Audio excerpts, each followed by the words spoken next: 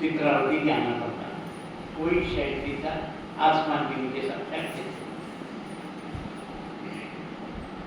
पूरनचंद हाथ 1975 में बना। एक महीने बाद हम लोगों को भगवान के चरण स्पर्श मिले। हमने भी चरण स्पर्श किए और भगवान के चरण स्पर्श किए तो विश्वास तो था, श्रद्धा नहीं आई, अनुभूति नहीं हुई कि ईश्वर है। जिनके चरण छूने से, साक्षात परब्रह्म के चरण छूने से कुछ हो। 76 में भी ऐसे ही हुआ, 77 में भी ऐसे ही हुआ, 78 में भी यही कहानी हुई। 79 में हम धर्मपत्नी दोनों बेटे हम लोग को भर्ती थे। कुछ शहर उसमें बन गए, वहाँ शहर पर्याप्त नहीं थे तो अधिकांश लोग 80% लोग आकाश के नीचे ही ठहरते हैं। भगवान क्या करते थे, 24 नवंबर को जन्मदिन मनाया,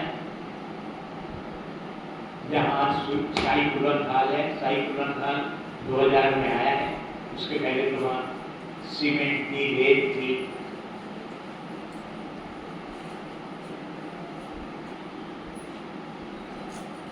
बाबा जन्मदिन मनाते 25 तारीख को पूरे जन्म में झूले में झूलते और 24 तारीख को, 25 को सुबह बेंगलोर चले।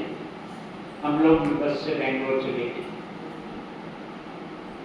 बेंगलोर गए तो वहाँ नगर कीर्तन होता था रोज, और एक 6x4 की छत थी, बाबा उस पर आके आरती ग्रहण करते। 27 नवंबर गुरुवार की बात है 1979। नीचे से आरती हो रही है, पत्नी देख रही है कि बाबा के पीछे चांदी का चक्र है, चांदी की कलर का और गुलाबी है। उन्होंने किसी महिला से पूछा, उन्होंने कहा कि बाबा के दिव्य दर्शन है, कर। हमें भी दिखाई दे रहा है। मन में पाप आ गया कि कोई विद्यार्थी बाबा के पीछे लाइव देख रहा है। इतने में बाबा पूरी 6 की छत में यहाँ से वहाँ आरती में चलने लगे। उनके साथ वो चक्र चल रहा है और ये गुलाबी रंग का औरा भी चल रहा है चक्र। तब याद आया, एक आर वालू है, उनकी किताब लिखी है लिविंग डिविनिटी, उसमें बोरोवस्की करके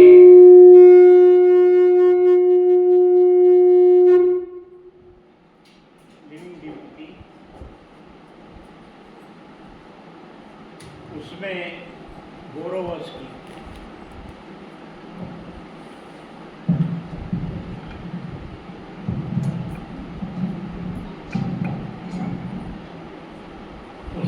बोरोवस्की करके एक साइंटिस्ट थे, उन्हें हीलियम कैमरा निकाला जो सबका प्रकाश पुंज है, औरा आता है, हर एक का प्रकाश पुंज है।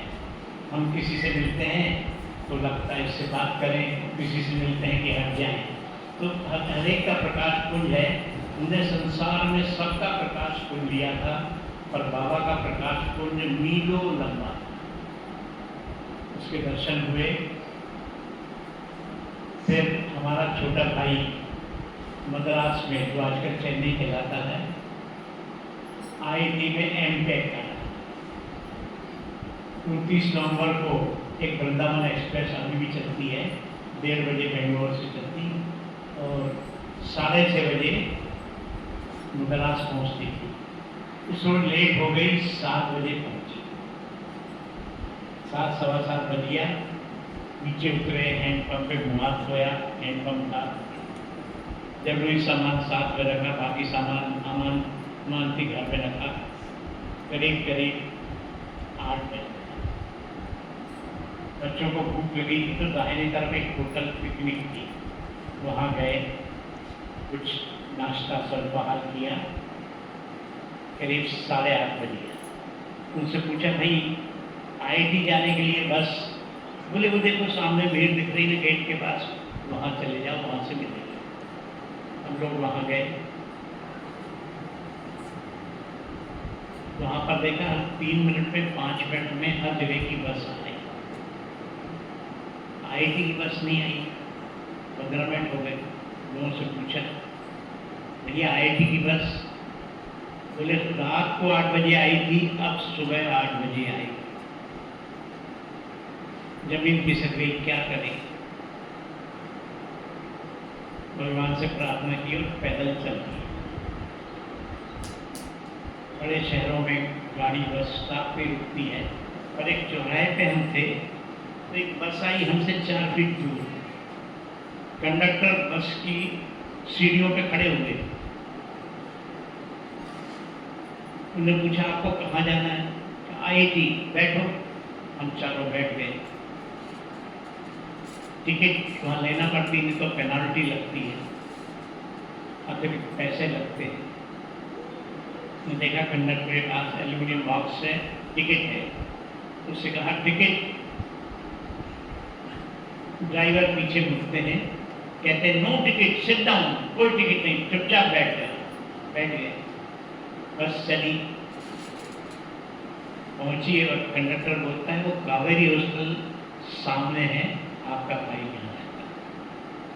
कुछ समझ में नहीं आया, चले गए। भाई का दरवाजा खटखटाया, नीचे ही था। आ गए? कैसे आए? बस से। 9 बजे बाद तो कोई बस नहीं आती। हमने कहा यहाँ छोड़ के गई है बस? बोले 5 एकड़ का कैंपस है, कॉलेज और हॉस्टल है, बस तो अंदर नहीं आती, गेट पे ही छोड़ती है।